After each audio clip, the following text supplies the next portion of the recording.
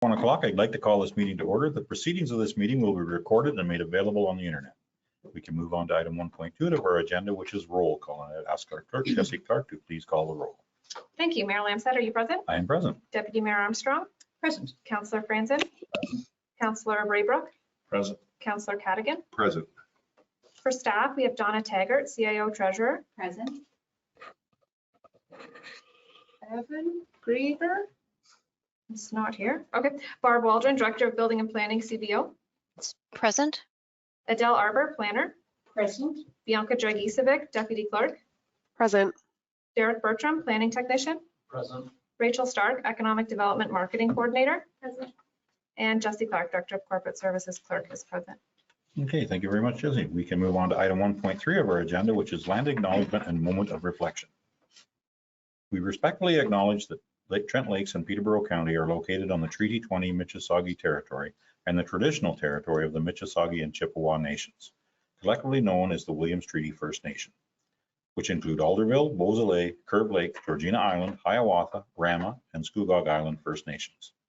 Trent Lakes respectfully acknowledges that the Williams Treaty First Nations are the stewards and caretakers of these lands and waters in perpetuity, and that they will continue to maintain this responsibility to ensure their health and integrity for generations to come. We will now take a moment to reflect on these principles and our duties and responsibilities as members of council.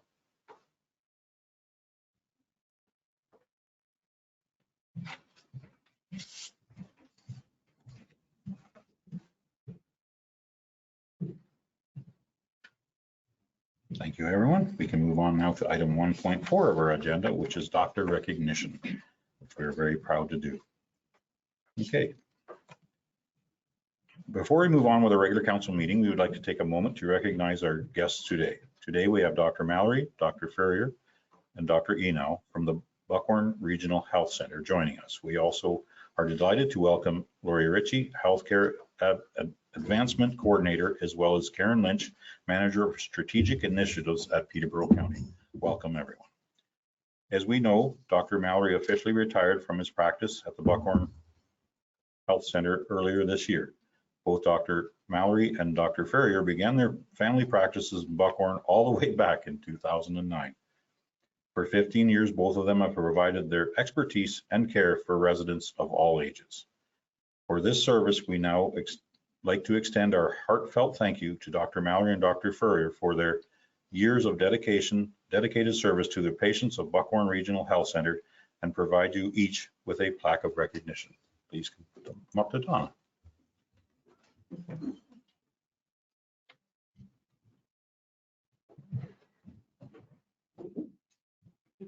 Thank you. Thank you for 15 years of our lives together. I think there's You can look. time for pictures after. Yeah. Oh, okay. All right. Thank you. Thank you.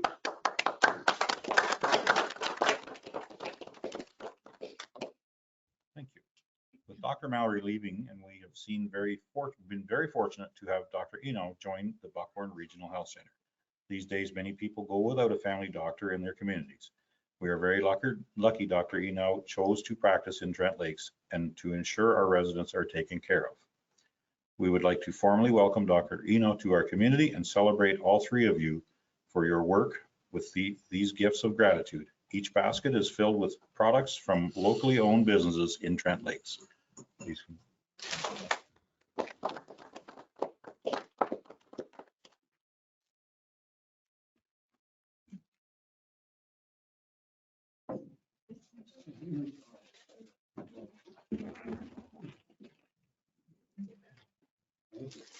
And if you don't mind, we'll just stay at the front here. We'd like to take a few pictures, and I press wants to take a few pictures, and our staff would like to take. If the media is present, you can please come up and take some pictures. Council, stand.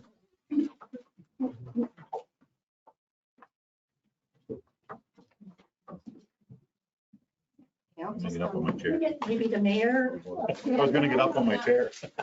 Somebody, hey, Around front. hey, never mind. I think we should all go behind Now you. I have to do another one. Very proud that you're part of our community.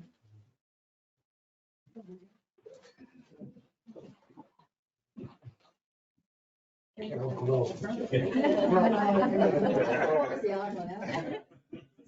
you want to come up into the front? Sorry. Short people. We'll just put you right in the front. You'll be.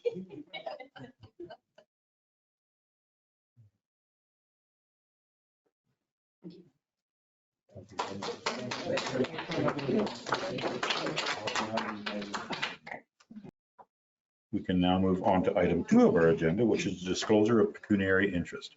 If any member of council has a pecuniary interest on an item on the agenda, please state it now or anytime during the meeting prior to discussing anything on the item you have an interest in.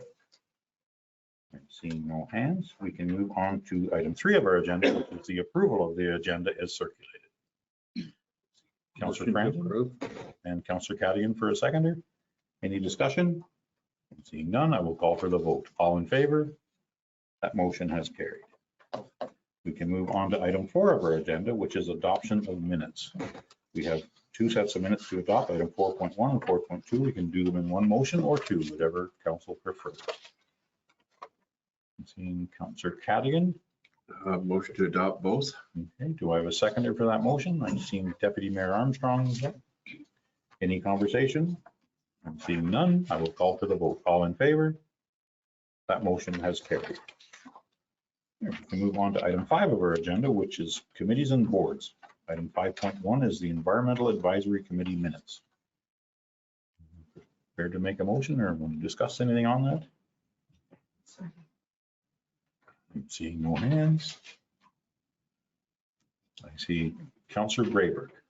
Make a can we receive both? Yes. Yeah, the motion to receive both. Okay, do I have a seconder for that motion? I see Councillor Cadigan for a seconder. Any discussion? I'm seeing none. We will call for the vote. All in favor? That motion is carried. We can move on now to item 5.3 of our agenda, which is liaison reports for council boards and committees. Does anyone have anything under this item? I'm seeing no hands. We can move on to item 6 of our agenda, which is statutory public meeting pursuant to the Planning Act. We have none. Item 7 is business arising out of that statutory public meeting, which we did not have, so we have none. And we can move on to item 8 of our agenda, which is presentations. And 8.1 is Richard Stakinga, partner at Baker Tilly, for our annual report. Please enjoy. Thank you very much for coming, Richard. We enjoy seeing you every year. Hopefully our report card is as good as normal. All right. Good afternoon, everyone. Pleasure to be here. Hard to believe another year has passed already. So, and yes, today I will be presenting the PowerPoint presentation for the results of your 2023 year, and then the results of our audit work and everything that goes with that. So hopefully you find the PowerPoint presentation perhaps a little easier to understand than the detailed financial statements. So first off, on the second page of the presentation, it describes the independent auditor's report. So that is our report on the financial statements. And that is, it's a standard, clean, unqualified auditor's opinion that in our opinion, the accompanying consolidated financial statements present fairly in all material respects the financial position of the municipality at December 31st and the results of its operations and its cash flows for the year then ended in accordance with Canadian public sector accounting standards. So as I said, standard, clean, unqualified auditor's report. Keep in mind when it says consolidated, it includes the regular operations of the municipality itself, plus the operations of the library board. And as well too, something new this year when we talk about in accordance with Canadian public sector accounting standards, or PSAB, there were actually 5 new accounting standards that kicked in this year for municipalities that had been put off during the pandemic. So they finally kicked in for this year, and there were ones for just the overall statement presentation, foreign currency, portfolio investments, financial instruments, and the asset retirement obligations. Fortunately for your municipality, the first 4 really had no implications for the financial reporting, and then the asset retirement obligations did. for the municipality, and I'll highlight that a little later on. So next, moving along to the next slide, we have a review of the type of audit procedures we do, and that remains fairly consistent year over year in how we gather our evidence so we can issue our auditor's report. The following slide gives you an idea as to on the audit overview where it shows you the audit is complete pending council approval of the financial statements and the return of some signed documents from both management and your legal representatives. Overall, there were no significant difficulties encountered during our audit, no changes to our plan or disagreements, excellent cooperation from your staff. And as well too, there was just some additional work, as I said, related to the asset retirement obligations and just a bit of additional information for reporting on financial instruments, but that was all done very well by your staff, and they were able to gather all the information with the assistance of some consultants to deal with the asset retirement obligations. So that all progressed very well, and as a result, then anything we did find was adjusted or corrected, so there were no unadjusted differences. So that's good to note. So that's a summary of actually where the audit is at as of today, and then the next slides just give you your financial results. So looking at the next slide, it deals with financial assets. So these are assets that are either cash or ideally will be turned into cash. And you can see there that predominantly your largest financial asset is the cash you have in your bank. It was down slightly year over year, but your receivables were up. Of course, you did have the joint public works recreation project underway on the County Road 49 there. So that, Road 49. So that impacts both your expenditures and your cash flow, as well as, of course, you're laying money out and that for that project, which means you're entitled to about 86% of the HST back, which is now sitting in your receivables, causing your receivables to go up. And as well too, you had a number of grants as well that were still outstanding at the end of the year related to both some Trillium and some completion of the Buckhorn Park. Those type of funds were outstanding, so that reason why your accounts receivable were up and your taxes receivable did increase year over year. And at the end of 2023, you're sitting at about 7.32% of your total tax levy, up from 6.53% at the end of last year. You're still below the 10% guideline that the province sets for you to be in a low risk category. So you're still doing well there. So it's still it's something that you need to monitor so that you can ideally try to keep that within the low risk limit. And then the following slide gives you a bar graph of the 5 years as well. Next, we come to the financial liabilities. So these are the amounts that you owe to others. And of course, with the capital work on the new facility there, your receivables were up for HST, but then of course your payables were up as well, owing to that contractor, as well too some equipment purchased near the end of the year was also in your payables, and as well too some additional monies owing to the county and school boards due to the additional supplementaries in 2023. Next, you have your deferred revenue obligatory reserve fund. So that represents the Canada Community Building Fund, or your gas tax, as well as your development charges and your parkland fees. So these are funds you've collected the cash, you just haven't spent them in accordance with the agreement. So that $2.1 million can be utilized moving forward. And then the asset retirement obligation and the landfill closure and post-closure liability for your municipality, there was basically just a flip in the lines for that item, because of course, upon analysis of your buildings, the asset retirement obligation for asbestos was very minimal there. So there was no need to set up a liability there. And then as well, the new standard picks up what was the landfill closure and post-closure liability. So in your case, the entire asset retirement obligation relates to the future cost of finishing to close those landfill sites. What most municipalities are encountering is, of course, older buildings that do have asbestos in them that need to be under the legislation. There's a requirement to clean that up if need be, as well too. And there's some other, if you have underground services and things like that in the sewer area, there could be additional costs there for removing that as well. So in your case, it's all related to the closure of the landfill. And then as well too, you still have your employee future benefits payable, which are retiree benefits moving forward. So both that and the retirement obligation you fund from taxation in the year that you're going to spend it. So you don't need to raise that money immediately. So that liability will be paid off over time. The next slide is your financial liabilities just on the bar graph.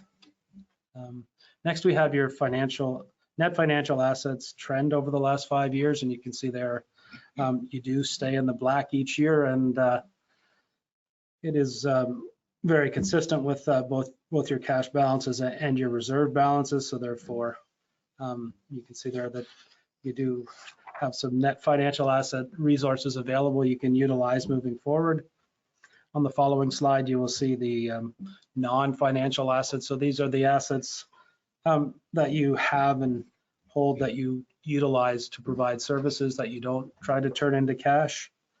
And the biggest one being your tangible capital assets, which that number there is reported net of any amortization on those assets over the years. And then as well, you have some prepaid expenses, mainly insurance, and an inventory of supplies and materials, mainly in the roads area, that you can utilize moving forward. So they'll be used up in 2024. Following slide gives you an idea of where you spent your $5.6 million in additions to capital assets. And you can see there that roads and bridges are the largest component there. And keep in mind, you had about some donated or assumed roads, both the Mitchell Crescent and the Stabler Way, or as well, that you've acquired. So that is about 1.3 million of that addition. And then you had various road projects throughout the year, and then as well to the Salmon Lake culvert, and then as well additions for both roads, vehicles, and as well a mower and a sweeper and things such as that go into the vehicle category. And then of course, within your buildings, green slice of the pie there is almost $1 million related to the new joint public works facility and recreations. Yes, I think I got that. Yeah, hopefully I said that right. And then so those are the major components of your $5.6 million in capital additions. And then the following slide gives you an idea of your assets versus amortization over the last 5 years. So that's a summary of the asset side of your financial statements. And next we move along to, on the following slide, an idea of your accumulated surplus. So the amounts that you have left over at the end of the year. So this, your biggest chunk of your $47 million accumulated surplus is the amount you have invested in your capital assets. And that represents the net book value of your assets less the unfunded capital you have for the fire hall that is being paid off annually, and as well to the amount for the asset retirement obligation is within there, and as well to your unfunded employee future benefits, and as well to you have a flood mapping study that will be funded in 2024. So those are amounts that are shown as a deficit there. And then what you do have left to operate with in the future is your reserve and your reserve funds. And you can see there that they did decrease year over year, and that was intended as you were, of course, adding capital during the year. So overall, within your future capital, the roads utilize some of the roads reserves, whereas your fire capital was increased. So that's the major change in that line item. And then the following slide gives you an idea of the 5-year analysis of your reserve and your reserve funds. And then we move into just the statement of operations. And within the statement of operations, on a PSAB budget, you will see there that the budget does show an annual surplus. And then the part below on the lower half just gives you a reconciliation of how things come back to zero and how you would set your tax rate budget. And really you can see some variances between both the budgeted purchase or acquisition of capital assets compared to what actually happened. And as a result, then that's why certain things like the proceeds of internal debt budgeted was 3 million. Of course, you didn't spend all your capital this year, so you didn't need to utilize that, as well as transfers from reserves to fund that as well. So, but as you can see there, when all is said and done, with transfers to reserves at the end of the year, everything does come back to zero on an operational basis. And then the following slide gives you an idea of both your revenues and expenses over the last 5 years. And then the following slide gives you just some more detailed analysis, schedule right out of the financial statements of both what are your components of your almost $17 million in revenue this year. And keep in mind, within that number is the $1,368,000 in donated capital assets, predominantly roads. And property taxation was nice to see that your supplementaries were higher than your write-offs and higher than budget, which is causing an increase there. And as well to user charges, there were some variances there. As we're seeing across many municipalities, building fees in 2023 were lower than 2022, causing the variance there. But still overall, utilization and of specific monies for capital, both being parkland and development charges, were not needed due to the capital not occurring as anticipated, and as well to you can see there the variance on your investment income being significantly higher than what was budgeted as a result of increased rates and the amount you have invested. The following page gives you an idea of pie chart of your revenues that we just looked at. And then next slide shows you where your money went to on your expenditure side. Overall budget to actual here in total was fairly close. So keep in mind too, though, that within the numbers there is amortization, and amortization of your capital assets was almost $300,000 higher than budget. So there's some variances in there, but overall, you can see there everything was under budget. Then the following slide gives you the pie chart of that, and as consistent with most municipalities, being transportation services being the largest in protection services, including fire, policing, and building inspection and conservation authorities, is normally the next largest. And then the following slide gives you just a different view of how your monies were spent based on the type of expenses that were where the money was spent on. So you can see there that the variance there on your amortization being higher this year than what was in the budget. And then as a result, then without that, yes, you were under budget on regular operating items.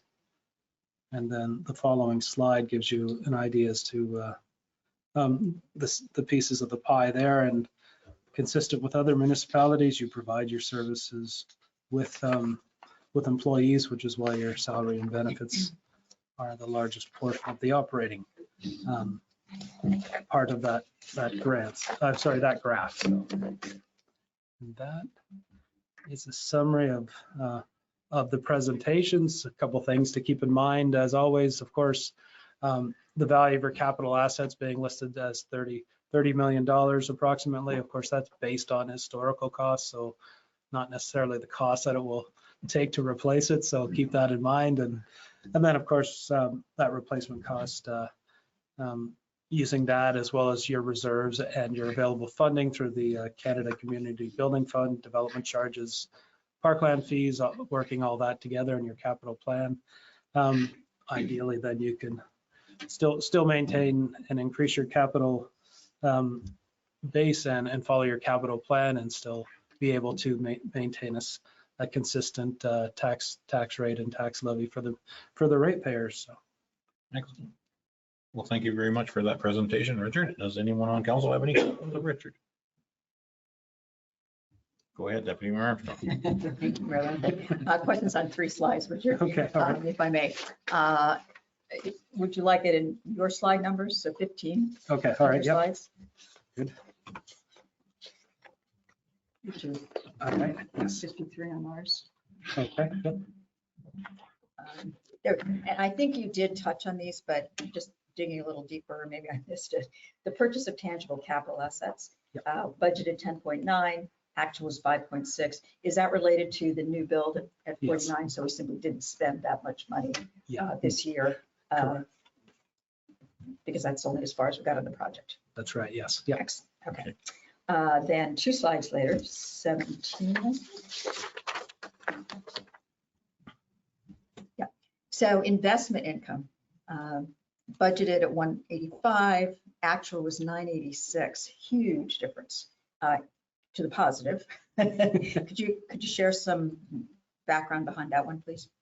Yeah. So that's the monies you've earned on the funds you have within your bank account, and that is, of course, with maybe you, of course, not spending the money on capital like you did this year. Of course, your bank balances did remain high, right? So therefore, and of course, too, rates were at a much higher level than what we're used to seeing over the last few years. So that and those 2 items there let you have more cash, which meant, of course, you earn more money. So I do believe, I think in the last month of the year, you earned almost 100,000 in the month just for investment income.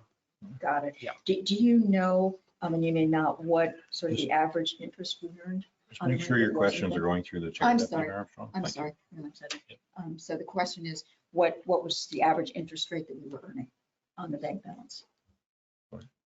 Off the top of my head, I don't recollect what your rate is, but perhaps your treasurer CAO does. I think it's possible that our CAO treasurer, Donna Taggart, might want to answer that question. Go ahead. Thank you, and through you. It's prime less 1.65. Thank you. Any other questions? Just one more on slide 20.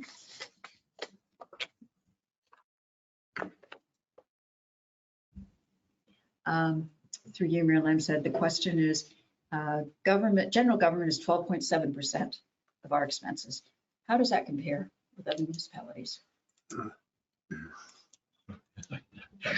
That I don't recollect at this point in time.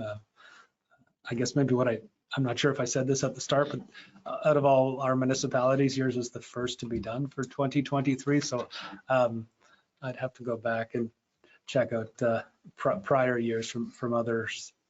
And I just don't know that off the top of my head. Yeah. No problem. No need to apologize. Wondering if you could get back to us with that. That'd be interesting to know just where we stand in terms of that percentage relative to other municipalities. Good. And just a final comment if I may. Please go. Richard knows this is coming. So I have 2 more years on council. If you could flip the tables and the charts so they go in the same direction, Okay. I would be enormously grateful. And you knew that I had to say that. Okay. All right, good. Thank you. Some of the we's are in concurrence with that. Thank you very much. Okay, thank you. Okay, we have Councilor Braithwaite with a question. Go ahead. Thank you, through you, Mayor. Thanks, Richard. One quick question on your slide number 8. In your 2023 chart, the yellow box, the asset retirement obligation. I see that was 351,900. Yep. And in 2022 down to 2019, there were no amounts. So can you expand on that for me? That's mainly an education for me as well. Yeah, so that was one of the new public sector accounting standards that did get implemented for 2023. So for and that was for all Ontario municipalities, so that's all taking effect. So that is the estimated closure liability for your landfill. So if you take a look, the gray bar, of course, disappears in 2023, and basically the yellow bar replaces it, which is since you have no other asset retirement obligations, that's why that worked quite nicely for your municipality. And under the standards, you do have certain ways of implementing the new standards. And for most municipalities, we're dealing with it, they're going with the prospective method. So that means instead of going back to retroactively restating all your financial statements, the prospective method says it is assumed that everything starts as of January 1, 2023. So that's why the yellow bar just shows up this year. Any other questions? Thank you. No, thank you, Mark. Any other questions of council? I'm seeing none. I want to thank you, Richard, for that presentation. That was very informative. Please try to get them graphs in the same yearly direction if we can do that. I just want to thank our staff because every year we get the same comments that, you know, you're so cooperative. Everybody's there to get information to you, and I do appreciate that. I think we all appreciate that. Thank you very much, Donna, to you and your staff for helping Richard Stinga get their audit done. And yeah, as I said earlier, this is the first one we've done out of our 38 municipalities for the year. So I think that's just a reflection then of how well your staff do at preparing for the audit. So we thank them for that.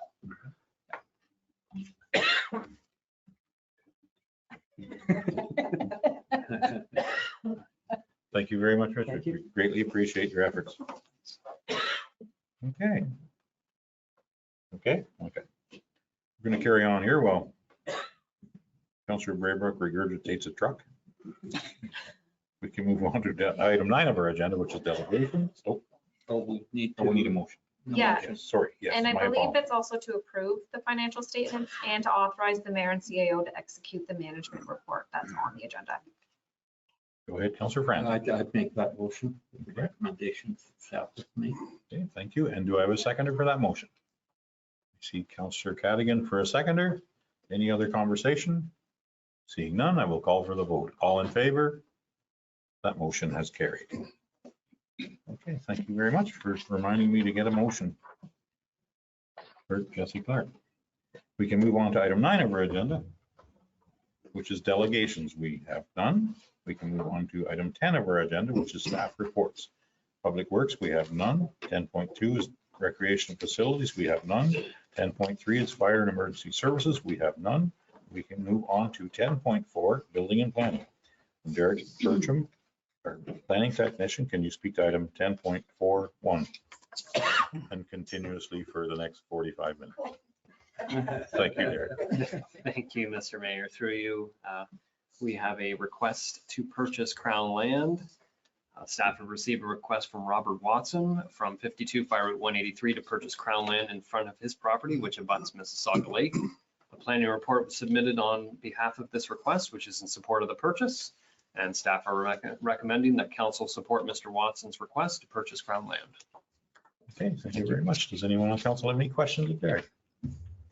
Regarding, seeing none, I just have a comment.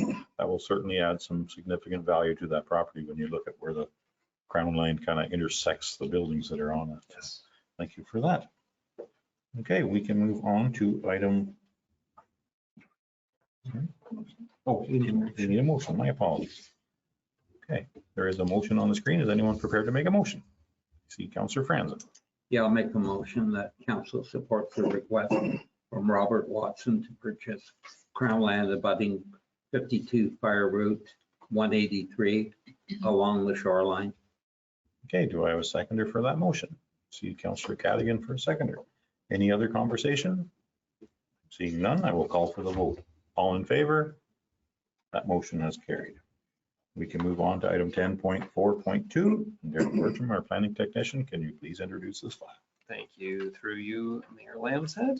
on today's agenda, we have several municipal appraisal forms. That won't take 45 minutes. First is submitted from file B10223, submitted by Adietas Ferreira Vinas of EcoView Consulting Services on behalf of the estate of Ralph Stange for a technical severance due to an inadvertent merger. The intent of the application is to revert the property back to 2 lots due to the inadvertent merger in or around 1997. The property is currently identified as vacant with no structural improvements. It's currently zoned rural and environmental protection with a lot area of 80 hectares. The technical severance will result in 2 separate lots having 40 hectares and 400 meters of frontage on Dutch Line Road West and East respectively. Staff have reviewed the application and recommended that council support the consent application for the technical severance due to the inadvertent merger with no conditions. Thank you. Okay, thank you very much. Does anyone have any comments or questions? I'm seeing none. Is anyone prepared to make a motion? Deputy Mayor Armstrong, go ahead. Yes, a motion to approve and support the consent application. Okay, do I have a seconder for that motion? Councilor Braybrook for a seconder. Any other conversation? I'm seeing none. I will call for the vote. All in favor? That motion is carried. Okay, we can move on now to item 10.4.3 of our agenda. And Derek, will you please introduce the file? Thank you. Yeah, through you, Mayor Lambshead. I'll be hearing both B424 and 524 together as they submitted for the both private right-of-way. This was submitted by Agent Jamie Hofling of One Community Planning on behalf of both Denny DeRucci and Kevin Biles for the creation of new private right-of-way for Fire Route 89. At this time, staff are recommending this application be deferred as the applicant wishes to discuss the conditions further with municipal staff prior to approval. Thank you. Okay, thank you very much. Is anyone prepared to make a motion? Go ahead, Councilor Braber. Motion to defer. Okay. Do I have a seconder for that? I have Councilor Cadigan for a seconder. Any other conversation? I will call for the vote. All in favor? That motion is carried. We have deferred the decision on them items. Okay, we can move on now to item 10.4.5 of our agenda. Derek Bertram, our planning technician, can you please speak to the file? Excellent. So this is for applications B1224 and B1324. Municipal appraisal forms were brought forward by Margaret and Matthew Binkley for the creation of 2 new lots on Lakehurst Circle Road. The intent of the application is to sever 2 lots from the property known municipally as 173 Lakehurst Circle Road. The lot currently exhibits a single-family dwelling and an accessory garage and has a total area of 3 hectares or 7.44 acres. 2 lots being proposed will have a total lot area of 3 hectares and 74 acres, or 7.74 acres rather, and approximately 48 meters or 158 of municipal road frontage. Staff have reviewed the applications and recommend that council support the consent application for the creation of 2 new lots with the conditions outlined in the municipal appraisal form. Thank you. Okay, thank you very much, Derek. Is there anyone have any comments or questions? I'm seeing none. Was anyone be prepared to make a motion? See Deputy Mayor Armstrong, go ahead. Motion to support and approve the creation of the new lots. Okay, do I have a seconder for that motion? The Councilor Braybrook for a seconder. Any other conversation? Seeing none, I will call for the vote. All in favor? That motion has carried. We can move on to item 10.4.6. Derek Bertram, can you please introduce this file? Thank you. This is for consent application B1524 submitted by Robert Horwood for the creation of an easement over private property for the purpose of providing legal access to the property known municipally as 2552 County Road 506. The parcel exhibits an existing easement which was created in approximately 2004 that is currently not being used by the northerly or southerly property. The consent application will remove the existing easement in favor of the proposed easement as the northerly property owner currently travels outside of the existing easement over private property for access. Staff have reviewed the application and recommend that council support the consent application for the creation of an easement with no conditions. Thank you. Okay, thank you very much. Anyone on council have any comments or questions? Go ahead, Councilor Cadigan. Motion to approve. Okay, do I have a seconder for that motion? I'm seeing Councillor Franzen for a seconder. Any other conversation? I'm seeing none. I will call for the vote. All in favor? That motion has carried. We can move on to 10.4.7 of our agenda. And Derek Bertram, can you please introduce this file? Thank you. Through Mayor Lambshead, the final municipal appraisal form for consent files B 2624 and 2724 submitted by agent Logan McRae on behalf of Eric Wellish for the creation of 2 new lots on Lakehurst Circle Road. The intent of the application is to sever 2 new lots from the property known municipally as 234 Lakehurst Circle Road that has frontage on both Lakehurst Circle Road and Cemetery Road. The lot is currently accessed from Lakehurst Circle Road and exhibits a single-family dwelling with several accessory structures and having a total lot area of 94 acres. The proposed Lot A shall have a total lot area of 0.68 hectares or 1.68 acres with a road frontage on Lakehurst Circle Road of 80 meters or 262 feet. And proposed Lot B shall have a lot area of 0.4 hectares or 99.99 acres with a road frontage on Lakehurst Circle Road of 50 meters or 164 feet. The scoped environmental impact study by GHD was submitted with the application stating that there'll be no significant impacts on key hydrological features on the identified sites. Staff reviewed the application and recommend that council support the consent applications for the creation of 2 new lots with the conditions outlined in the municipal appraisal form. Okay, thank you very much, Derek Bertram. Anyone have any questions or comments? Seeing none, is anyone prepared to make a motion? Go ahead, Deputy Mayor Armstrong. Motion to support the consent application for new lots. Okay, do I have a seconder for that motion? I see Councillor Brayberg for a seconder. Any other conversation? I just think it's quite nice to see some new lots being developed in Trent Lake. That's progress. Do we have to include the conditions that were outlined by staff? I think we probably should in that motion, not just to approve it, I think just with the conditions. I think that's probably true for all of them. Yeah, true enough. So yes, we can amend it to simply support the consent application for the new lots with the conditions that have been presented. Okay. Thank you very much. I will call for the vote. All in favor? That motion has carried. Okay, we can move on to item 10.4.8 of our agenda. And Adele Arbor, our planner, would you like to speak to this item? Thank you. And through you, Mayor Lambshead, this report is in regards to 2 proposed Rogers wireless sites, C8592 and C8592, which is located at 665 Crystal Lake Road, and C8593, which is located on White Lake Road. A public meeting was held on March 19th, in which we received 1 public submission at that public meeting. And the consultation period for these 2 sites ended on March 31st. And Rogers received 1 written submission of objection in reference to site 8593. And in that objection, it included questions as to why the tower could not be placed closer to other existing towers and what measures were in place to ensure the safety of people living close to the towers.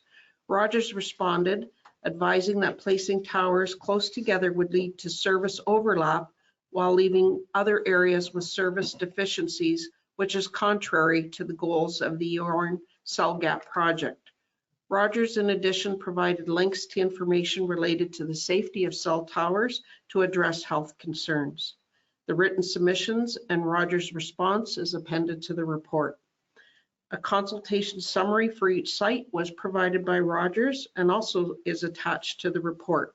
Therefore, it's being recommended that council receive this report from the planner and further that council direct staff to prepare a concurrence letter for the 2 proposed Eorn Cell Gap sites, C8592 at 665 Crystal Lake Road and C8593 White Lakes Road. Okay, thank you very much, Adele Arbor. Does anyone have any comments or questions for Adele? Go ahead, Councilor Graber. Thank you. Make a motion to receive and the council direct staff to prepare a concurrence letter for the 2 proposed Eorn Cell Gap sites as laid out by our staff, Ms. Adele Arbor. Thank you very much, Sean Greenberg. Do we have a seconder for that motion? See Councillor Cadigan for a seconder. Any other conversation? I'm seeing none. I will call for the vote. All in favor? That motion has carried. Okay, we can move on to item 10.4.9 of our agenda, which is the Adele Arbor, and it's on behalf of the short-term rental working group. Can you please speak to the item, Adele? Thank you, and through you, Mayor Lambshead. This report introduces and describes a draft short-term rental accommodation licensing bylaw, proposed public consultation, and implementation that has been developed by the short-term rental working group. The working group included Deputy Mayor Carol Armstrong, Councillor John Braybrook, Donna Taggart, CAO Treasurer, Jesse Clark, Director of Corporate Services Clerk, Barbara Waldron, Director of Building and Planning, CBO, and myself, Adele Arbor, the planner. In accordance with Council's direction regarding a 3-year phase program to recognize and address the emergence of short-term residential rental properties, phases 1 and 2 are complete, and we are currently in phase 3, and the working group has developed a draft short-term rental accommodation licensing bylaw, which is appended to the report. The draft short-term rental accommodation licensing bylaw has been created to license and regulate short-term rental properties in order to provide safe accommodation options to support Trent Lake's tourist industry while offering residents the opportunity to use their properties to earn additional income. Short-term rental regulations assist in responding to health, safety, and nuisance concerns while enabling all property owners to enjoy their properties. Over 50 municipalities in Ontario have already implemented short-term rental regulations through licensing bylaws, and the working group has reviewed many of these licensing bylaws while developing the draft STRA licensing bylaw that is before council today. This draft bylaw has also been reviewed by the municipal solicitor. I will provide a quick overview of the draft STRA licensing bylaw, and a summary is appended to the staff report as Appendix B. STRA owners will be required to adhere to certain conditions as outlined in the bylaw, including but not limited to the following. There is a maximum occupancy is limited to 2.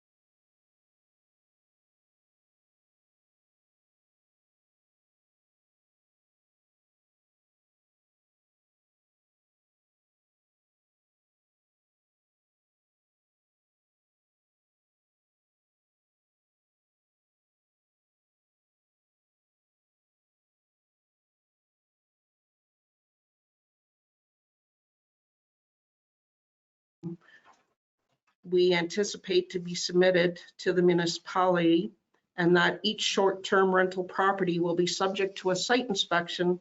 The working group has developed a self-certification checklist, and this is to be filled out by the property owner as part of the application submission. The self-certification checklist has been appended to the report for the public's information and for council's information. Upon review of a complete application and compliance, the license issuer will issue a license for 2025. Staff will then schedule with the property owner a date for an on-site inspection to verify conformity with the submitted documents.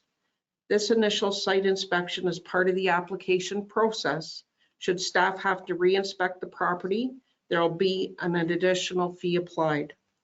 Items that will be verified during the site inspection include number of bedrooms, fire safety equipment and exits, parking location, septic system location, structural elements of decks, balconies, including guards and stairs, no exposed spray foam or exposed wires, and cover plates over all switches and outlet boxes.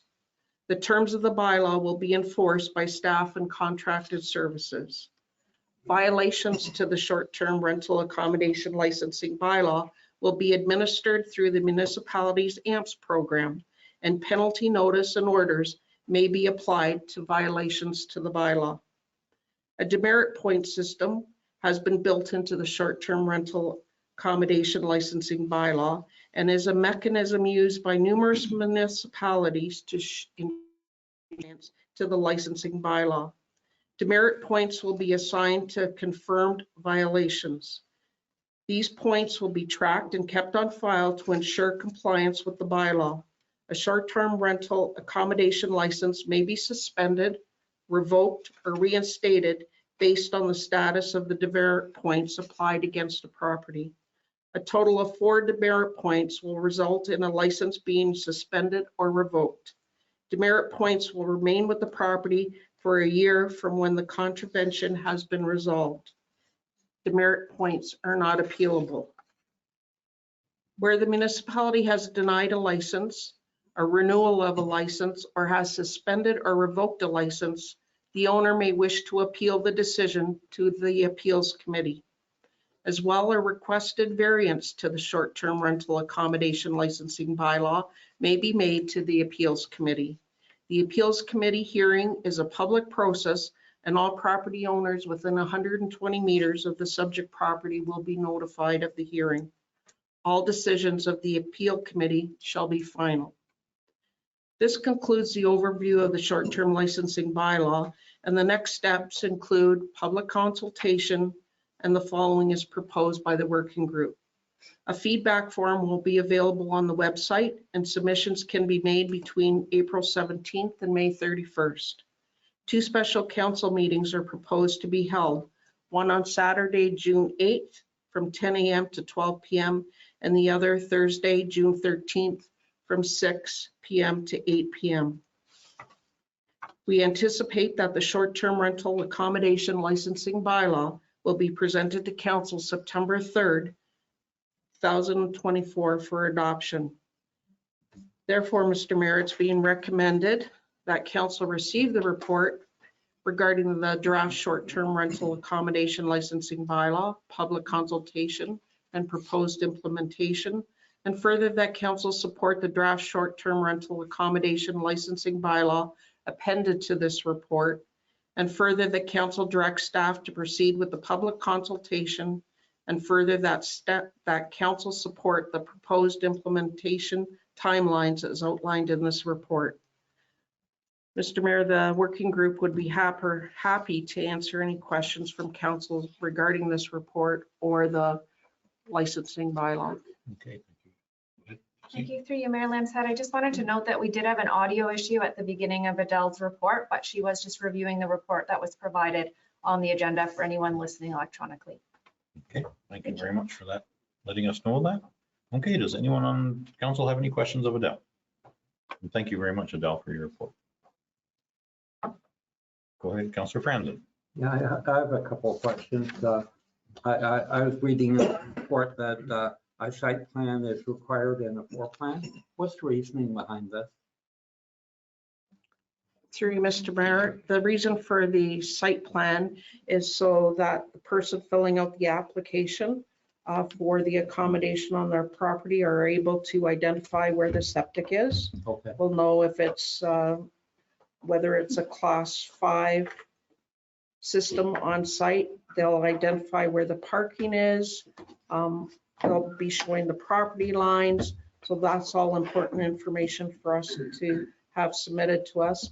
On the floor plans, it'll identify where the bedrooms are It'll identify windows, exits, and also provide some additional information as where the fire safety equipment would be situated within the dwelling, And that whether should- there's any decks, stairs on the dwelling as well. And that should expedite the initial site visit, right? Because you'll already know going in what you're looking for. Okay. Any other questions? Go ahead. Oh, sorry. Go ahead, Councillor Franzen. I have one other question. I know personally on our property, I couldn't tell you what size septic system is and where the exact location. I could tell you where the pump out, where the two lids are, but I couldn't tell you that exact size of the bed. Is that, I know it's shifting to the municipality. Is that, are you going to be getting the records from the Peterborough Health Unit? I think Barbara Waldron, our CBO. Yeah, would and like to this is speak to through that. the mayor, I'm sorry. Yeah, go ahead. That's it. Through your Mayor Lamson, we have already received those records. We've already been using those records and we're pulling up information quite quickly. So we will be able to, if we have the information, we will be able to probably find everything out of your septic system. Are these records digitized now or are we mostly paper? Through your Mayor Lamson, they are all digitized. Excellent. Okay, yeah, so go ahead, Councillor Franzen, one more time. So one last question. Properties that are water, through the mayor, properties that are water access only, could the parking be off-site? They obviously would have to be off-site. Would that include the marina? Go ahead. Is Al Arbor our plan? Through you, Mr. Mayor, when we receive an application, we will review the application, and if there is a sufficient parking provided off-site at a marina or designated parking, we'll take that into consideration when reviewing the application. Okay, go ahead one more time. One more time. The two public meetings we're having, there will be an online component, I assume? Through you, Mr. Mayor, that's correct. Excellent. Thank you very much. Okay, any other questions? Can I ask a question? I don't think you can because this is not a public meeting. I'm sorry. There's no public, you can please come to one of our public meetings and ask all the questions you want. Please. Okay, thank you. Any other questions? Go ahead, Councillor Caddy. Through your mayor, I have a comment. My question was answered already by Someone? Chief Billing Official. Barbara Waldron. Yeah. My comment is that this is very well written and it makes sense, but I anticipate we're going to have problems getting people to buy into it just because people aren't going to want the inspections. I'm hoping that we get a lot of people coming out to our public meetings to ask the questions that need to be asked. Because the feedback I'm getting so far is, why would I want an inspection? Go ahead, Barbara Waldron, CBO. So through your Mayor Lamson, there's a lot of discussion at the table about inspections. We know that that discussion and feedback is out there. The bottom line is that everybody has to be treated the same, and safety is safety. We're not there to inspect your building. We're not there to be looking for things unless we walk on site and see you building something. We would obviously have to address that, but we're not there to be looking for things. We have a very specific list. They're all life safety elements, basically, and that's what we're looking for. We're basically there to tick the box to say everything you've agreed to on your certification, we have confirmed. The sewage is a big one for us. We want to make sure that the sewage system can handle the number of bedrooms that are going to be rented. Again, that's basically just a tick box probably. And now that we have that information in-house, that's going to assist us with that greatly. So we're not there to make trouble for people. We're just there to make sure that the people that are going to be renting and staying in these places are safe. Thank you. Albert, go ahead.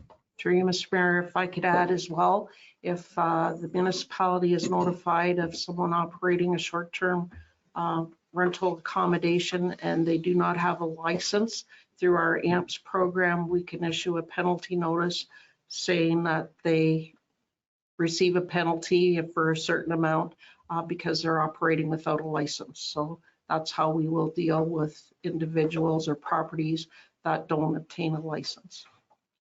Councilor Cadigan? If I may respond, that's not going to make us very popular with our ratepayers, though, is what I'm thinking. Yeah.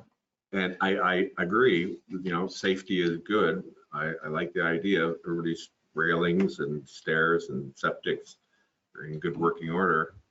I'm just concerned about getting people to buy in. How do we sell it? Go ahead. Janelle Arbor.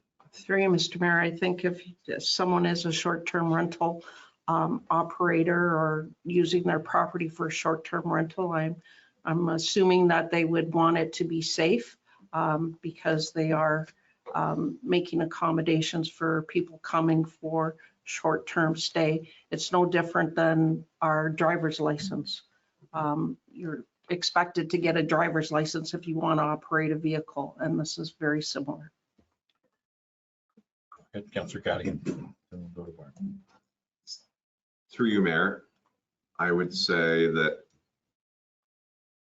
yes, it's good to be safe, but I have to come back to that. I lost my thought Okay, there. sorry. Okay. It's just, it's important to make sure a property is safe if we're licensing a property. So I do understand that. I remember it now. Go ahead. So if you have insurance, you have coverage. And so people are saying, I have insurance, why should I be concerned? Why do I need municipality coming and double checking? Go ahead, Barbara Waldron. So a couple things, through your Mayor Manson, a couple things. I think that it's important to realize that we're not the only municipality doing this. We're actually joining in with many, many municipalities who have already had this in place because short-term rentals are becoming a problem. And we have as many people out there that want us to regulate this as maybe people don't want us to regulate it. Because the people that own their homes and happen to have a short-term rental beside them, a lot of them aren't happy about that. And at least now we have some tools in place to be able to control them and regulate them and hopefully keep people in check that when they're there, they treat the property with respect. So it's a balancing act. I can tell you, we have worked incredibly hard on this and we have went through so many scenarios, good, bad, and indifferent, to try to get to where we are. And the bottom line is we have a responsibility to not only protect the people that are coming to rent, the people that are renting their homes as short-term rentals, but also to protect those people that are not renting and have a short-term beside them. Thank you. Okay. Any other questions? I see Councilor Braybrook. Go ahead. Thank you. Through your Mayor, it's more of a comment and being part of the working group. We met many, many times.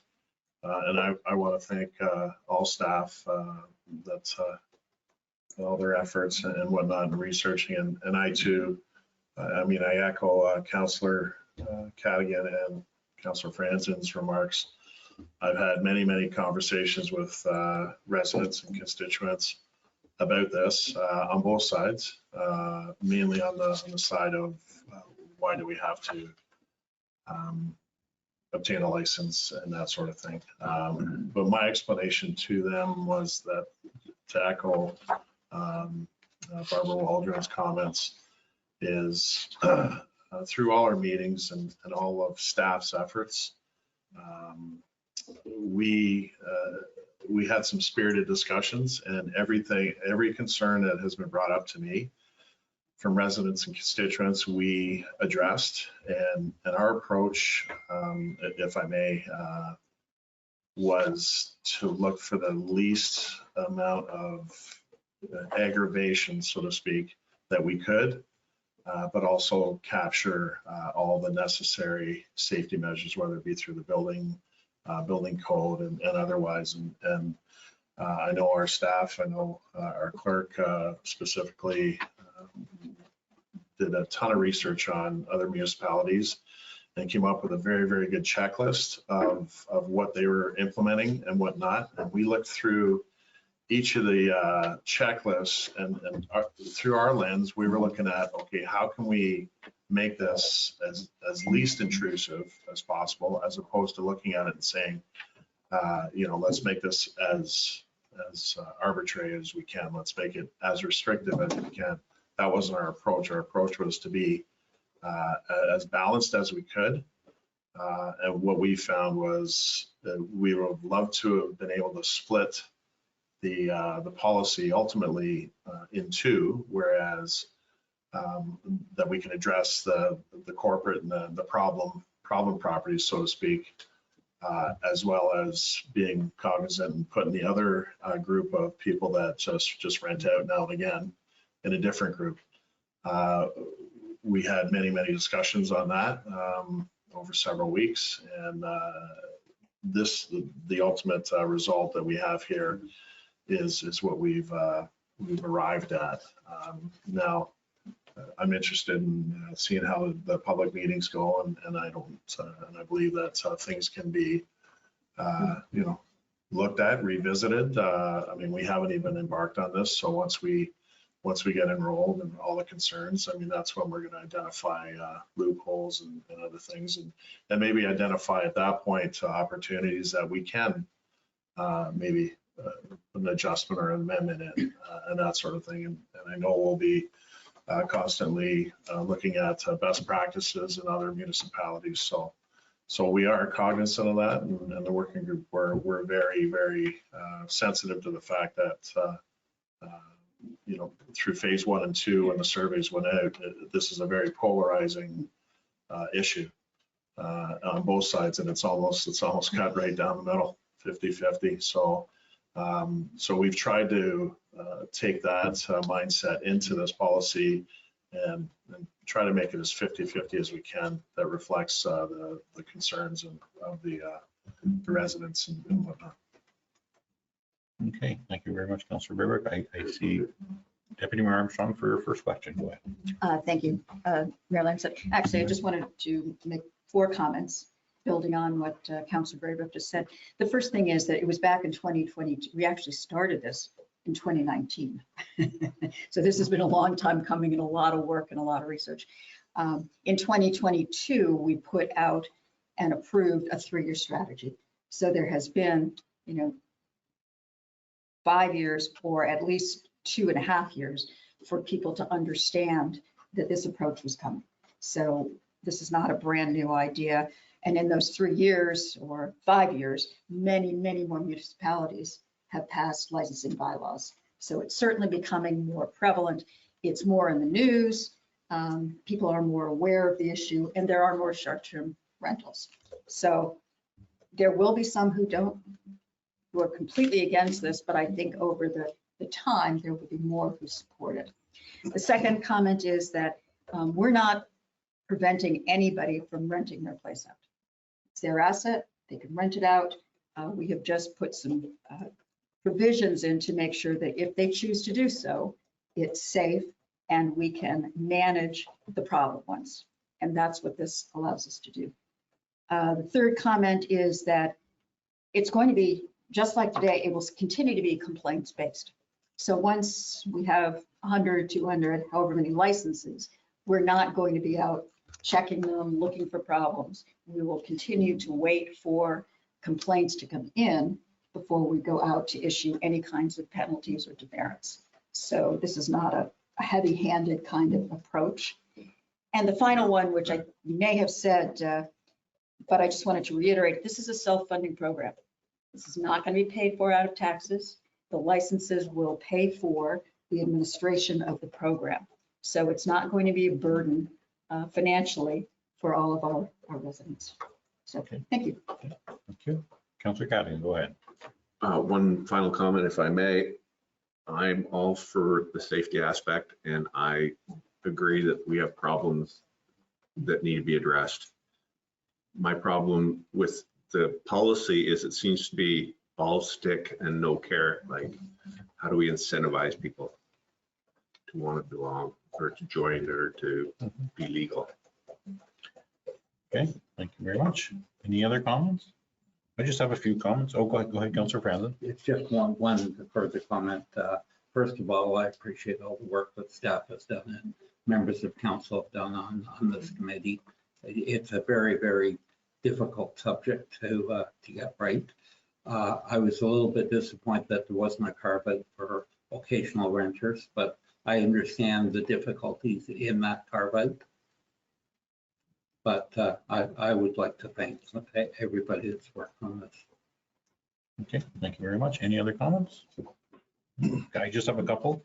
The inspections items, like what are we going to expect? It would be nice if we had a list of those things that we can make sure that people have prior to getting an inspection so that they may be able to get them all, fixed up, make sure they have railings that are the right height, make sure they have handrails, make sure they have stairs that are the right pitches.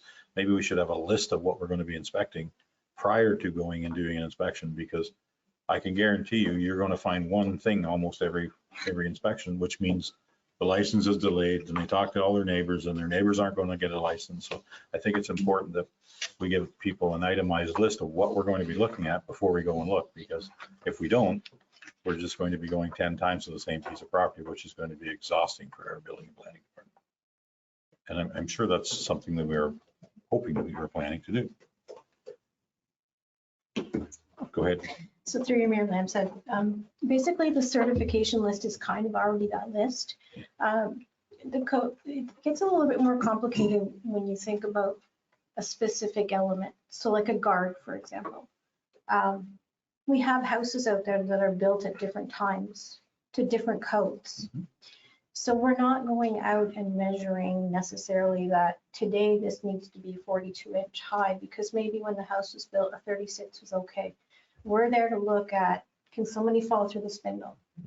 Is there a piece of rotted decking board that really should be replaced because someone's leg is going to go through there? We're not taking today's code out and assessing every house. Let me be clear about that, because every house being a different time period has a different code attached to it. We're there checking safety elements. Can we go like this with the guard? That's a safety element. So we will have a list, Yeah, okay. but it's not saying we're going to go check the height of your guard kind of thing. No, I think that's would be very problematic in itself, because of the different eras of many of our buildings were built in the 40s and 50s and have no guards on most things. But it's a kind of an itemized list that would, is your deck rotten? Okay, you need to replace it before you rent your cottage. Is your railing there? Some of them aren't. I mean, there's quite a few things that you could put on a list, like maybe 20 items that you could say, make sure these are ready for us before we come. And that would save a lot of times going back and forth, I think. Go ahead, Adele. Through you, Mr. Mayor, that item on Yes. the screen right now is a short-term rental accommodation.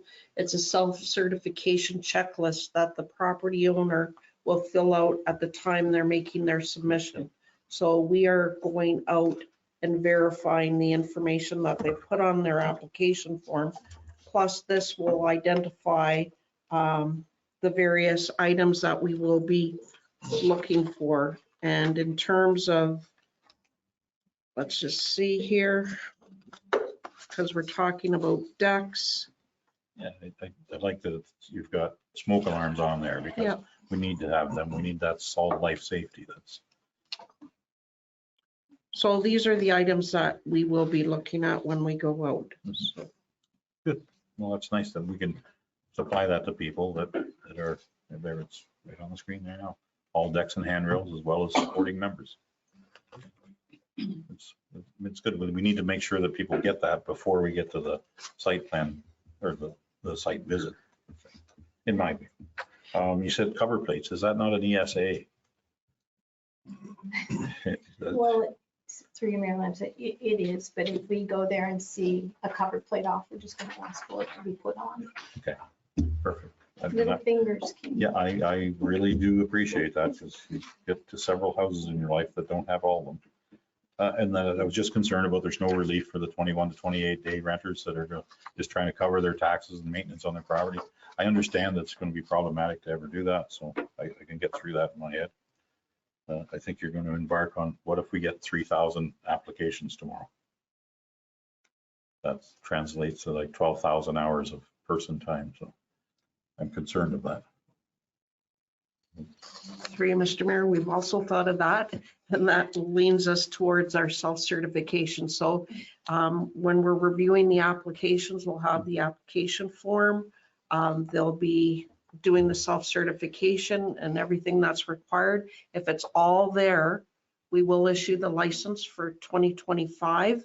And as time allows, we'll be going out to each of the site to verify that the information provided is correct. So no one will be delayed or denied their license until we go out and do the inspection to verify that everything was correct.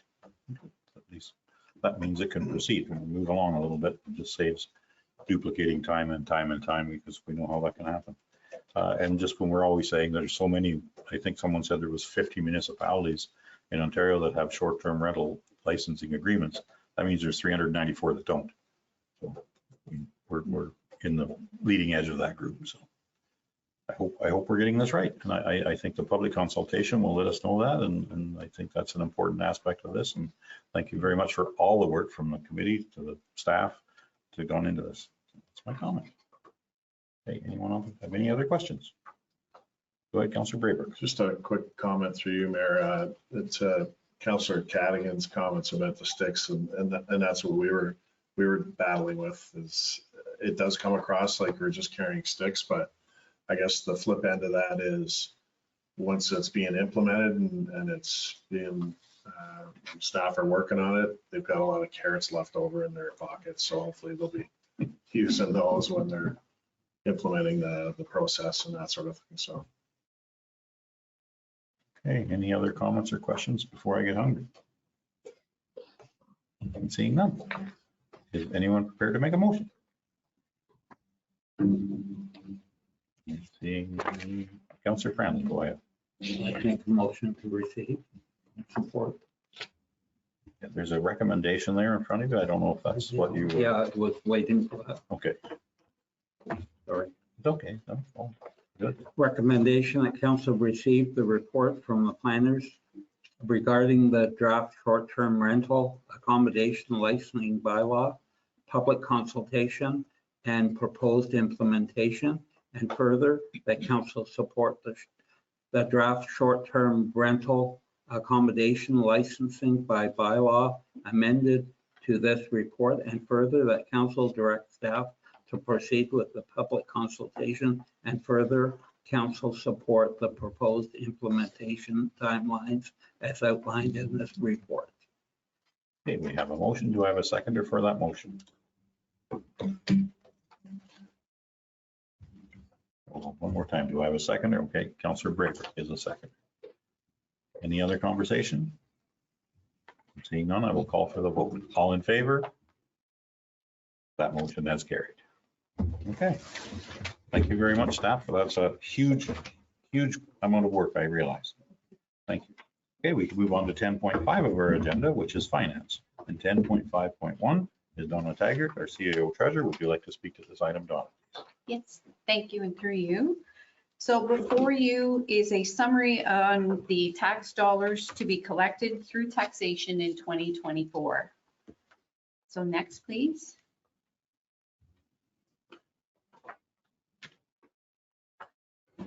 Thank you. So the amount to be collected through taxation in 2024 is $26,174,171.25, which is up $1,851,877.97 from 2023, or 7.61%. The levy being paid to the county makes up the largest part of this increase, which is up $1,340,988 from 2023, or 13.98%. Education amounts being paid to the school boards is up $89,761.83, or 2.13%. And the increase for the municipality is $421,128.14, or 4%. Next, please. So this slide shows the breakdown of where every tax dollar collected is being distributed. And for the first time, it is an even split between the county and the municipality at 42 cents of every dollar collected, with 16 cents from every dollar going for education. Next. So with the increases from all three levels, the overall impact per 100,000 would be an additional $51.71. Next, please. This slide shows the impact from 2023 to 2024 on the average impact assessed value of $410,050.17. And that's for properties in the single family detached on the water, and seasonal dwelling assessment classes. So for 2024, the average increase would be $252.24, with $193.13 of this increase going to the county, $20.76 to the municipality, and $6.75 for education. And the last slide, please, just shows a breakdown of the responsibilities between the county and the municipality for both the upper tier and the lower tier. And I won't go through all those, but you'll see that there are some common responsibilities and some that are only at the upper or lower tiers. And that's it. Thank you. Okay, thank you very much, Donna. Does anyone have any questions? I see Deputy Mayor Armstrong. Go ahead. Thank you, Mayor Armstead, and through you. It's more a comment. If we could go back to the first slide, please. After the title slide. Yes, nope, next one. Thank you. So the county stands out because it shows a 13.98% increase. That's arrived at through two things. The first is the county increase per se on the base is slightly under 6%. And that includes a 2.5% levy for infrastructure. The rest of that is because Trent Lakes this round has a higher percentage of the total county population than it did last year. And that's because the increase in our population was almost 20% in the most recent census. And that gives us a greater proportion, and the rest of the county did not have that same kind of increase in population. So our share of the pie is bigger, and so that contributes to the increase. So again, the year-over-year increase for the county is just under 6%, but because we have a bigger share of the pie than the other 7 municipalities, that means we have to pay more as well. Thank you, Deputy Mayor Armstrong. Any other comments or questions? Go ahead, Councillor Brayberg. Thank you, through you, Mayor. Deputy Mayor Armstrong answered a couple of my questions. One to our to Donna, if I could. So next year, with the 13.98% increase for the county, would we expect that moving forward, or is it, to Deputy Mayor Armstrong's comments, was it just as a result of a larger population? So thank you, and through you. So it's actually assessment based. So I understand the population comment, but it is the assessment increase that would come. So it depends on the needs of the county next year, which I wouldn't know, but it's also our assessment growth.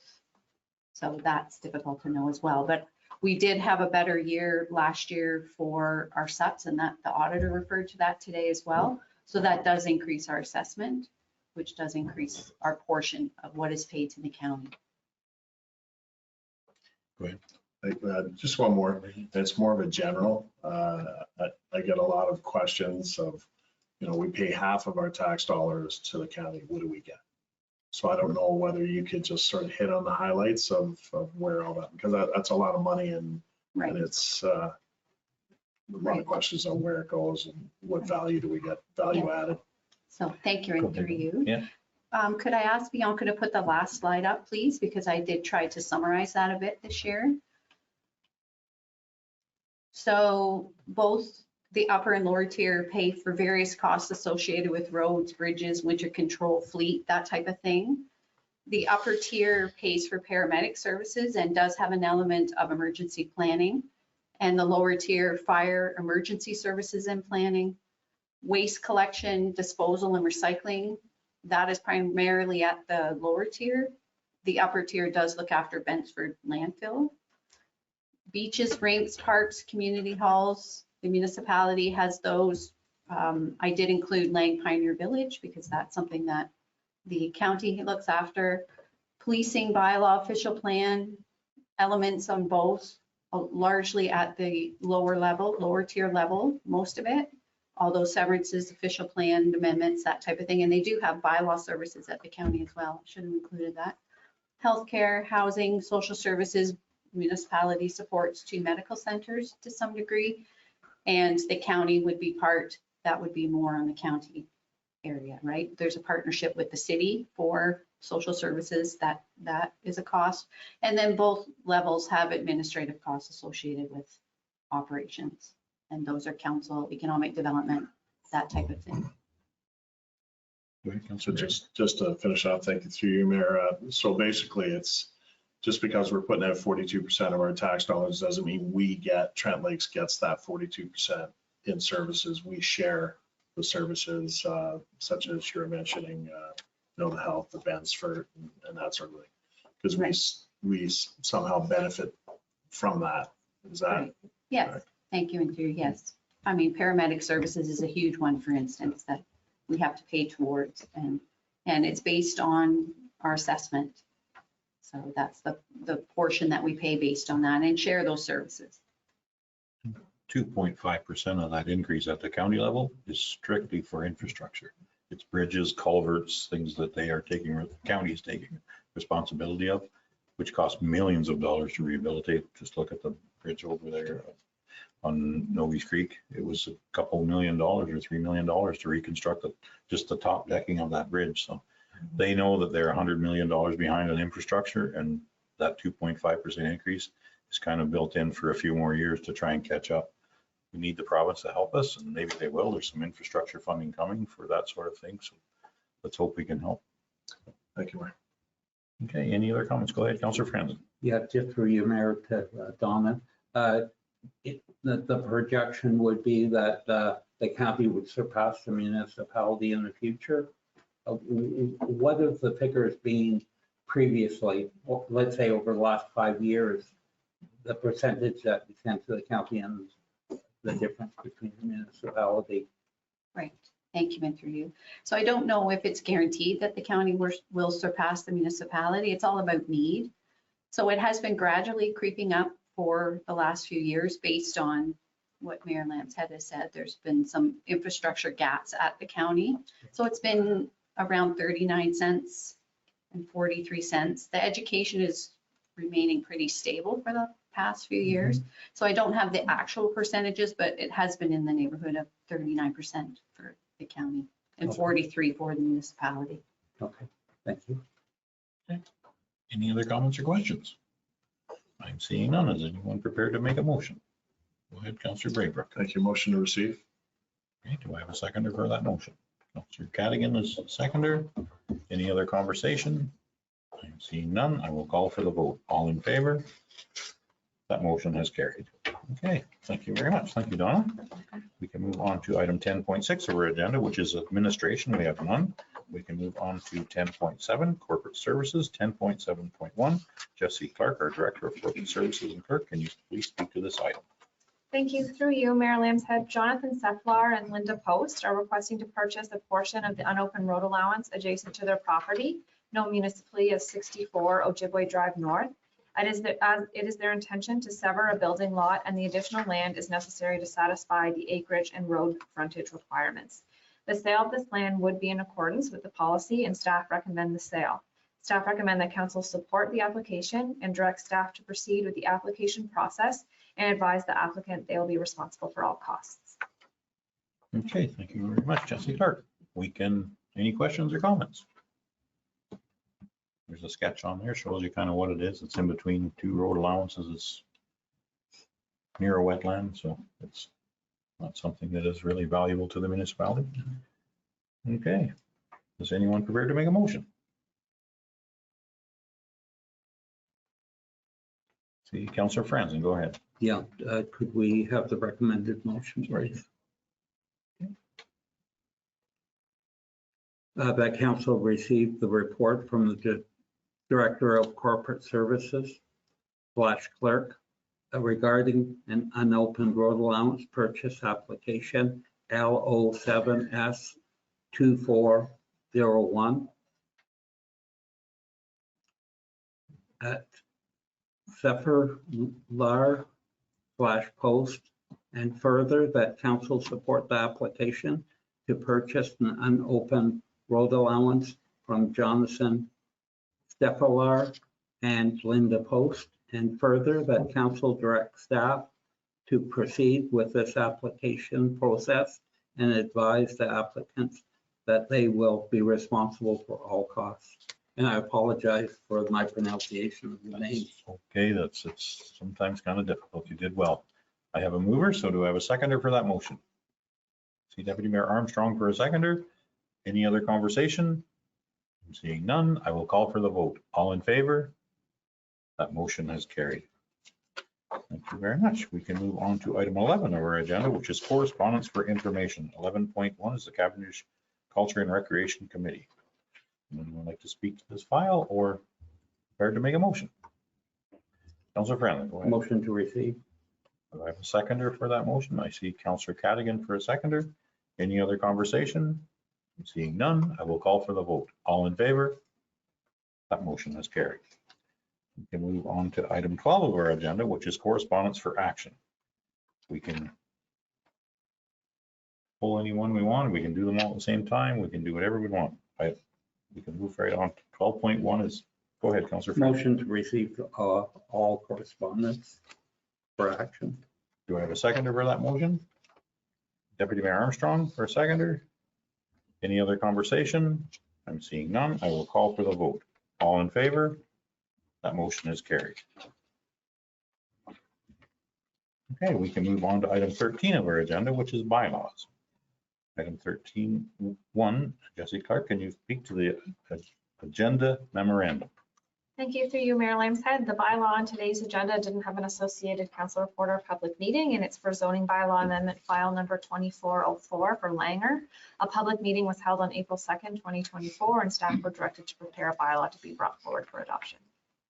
Okay, thank you very much, Jesse Clark. Is anyone prepared to make the motion? Go ahead, Councilor Cadigan. I make a motion to approve the bylaw. Okay. Do I have a seconder for that motion?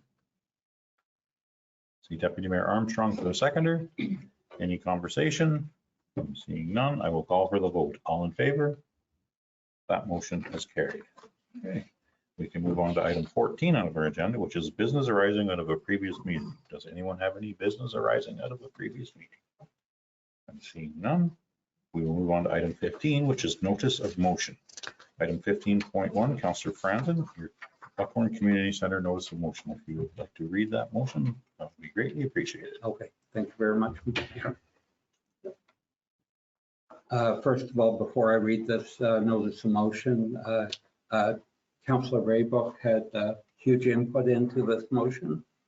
He actually wrote most of it, but it expresses, I think, most of our concerns. Okay. Whereas the Buckhorn Community Center, the BCC, has been in existence since 1978, which provides the community with cultural services to thousands of residents in Trent Lakes, as well as attracting visitors, which in turn stimulate the local economy.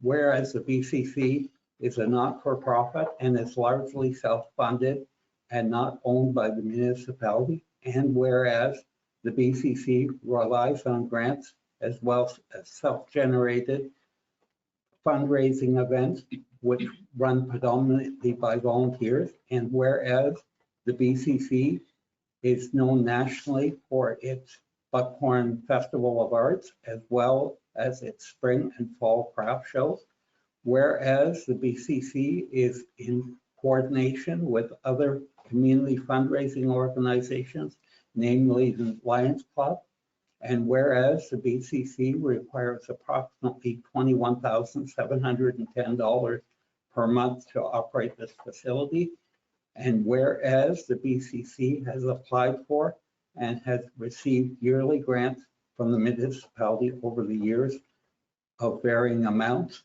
whereas the BCC is required to apply for grants, monies every year from the municipality, not knowing whether they will receive any grant monies or how much. Whereas, and a bet to other 3 municipal halls participate in yearly grant program and are required to apply to receive funds and municipal hall infrastructure and any necessary repairs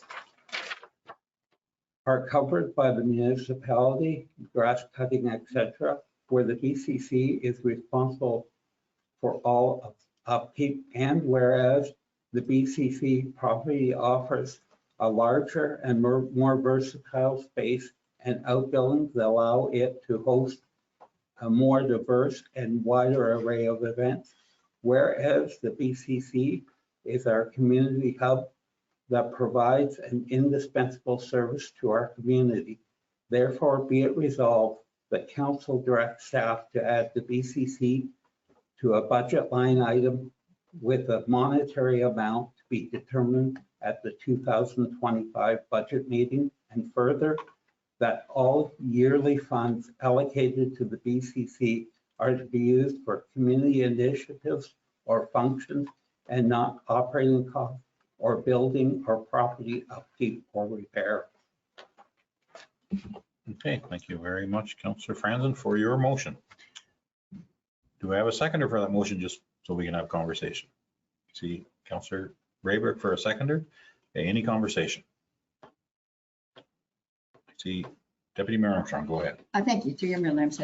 Thanks for bringing this forward, Councillor Friends. And obviously BCC is an important asset in our community, and they do operate with thousands of volunteers. I have 3 comments or questions. The first one is I would just like to add a friendly amendment that if this passes, we also add that we review the annual percentage of the budget that is allocated for community grants.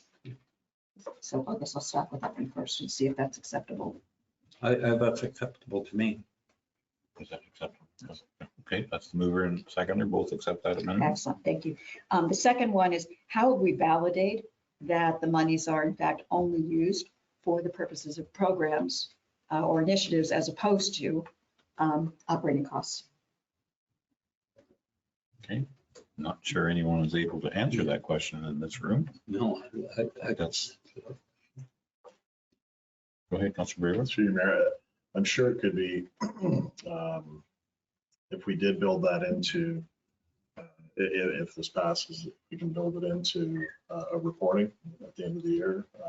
Specifically, where did the Trent Lakes money go to, whether it be the art gallery or art festival and that sort of thing, and then break it down into the total amount of the art festival. Let's just say 50,000 was the total, and whatever monies was received from the municipality, all of that went to that or other functions throughout the year, as long as there's an accounting of that.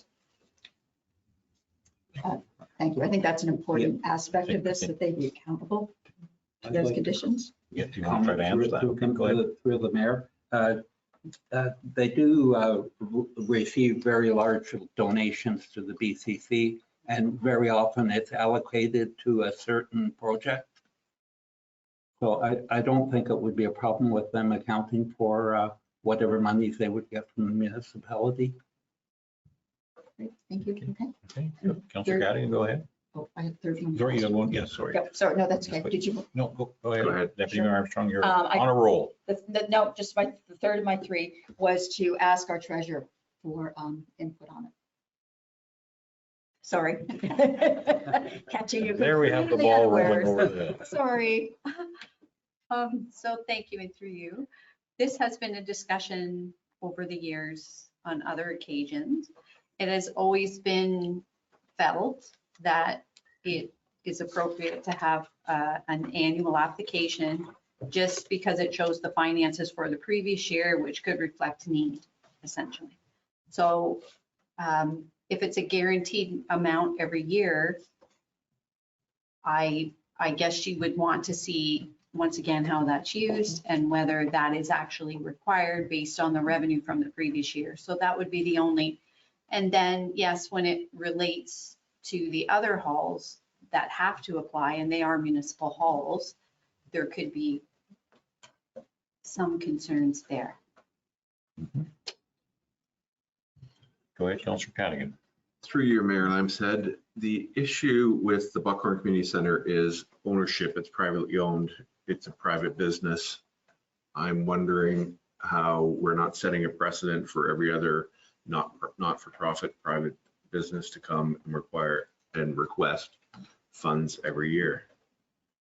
That's my first comment. My second question is, would it be best to have a staff report on what the outcome would be before we vote on this motion?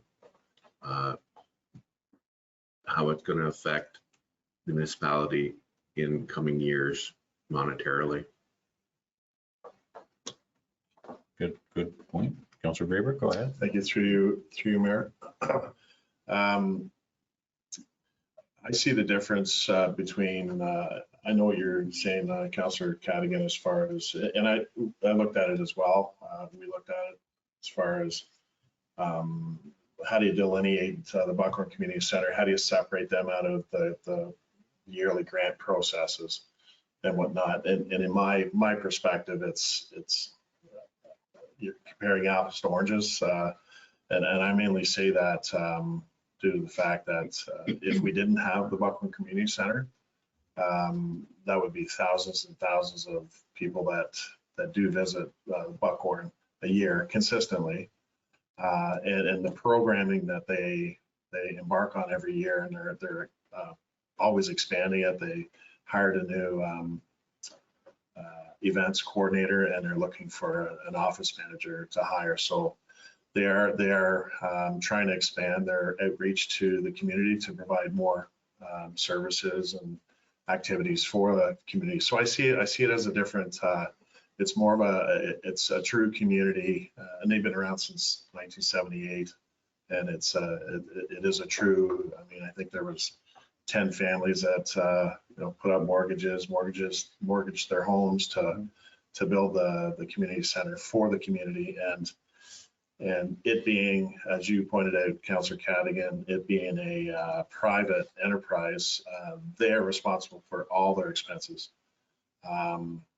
And to Donna's point, we do have 3 municipal halls that have to apply. However, they do enjoy the luxury of certain maintenance to all those halls that are paid, by the taxpayers and whatnot. So they do receive a benefit for it. Albeit they may have to apply for a grant for other, I guess, incidentals, lack of better reference.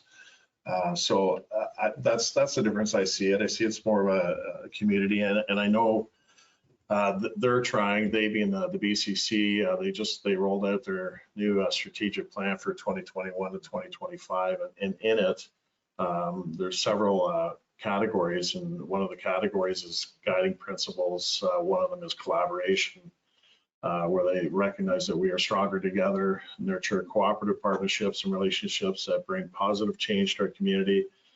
We are flexible and adaptive to changing needs, and the other one, strong community partnerships, where they tag fostering mutually beneficial partnerships.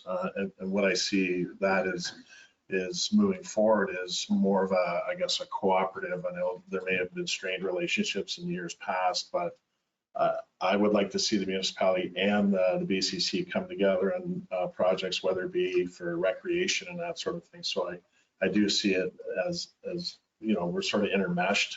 They are intermeshed with the municipality and the people. And I know people from Galway and Cavendish also come down for that. So it is a true Trent Lakes Community Center. So, and it is our hub.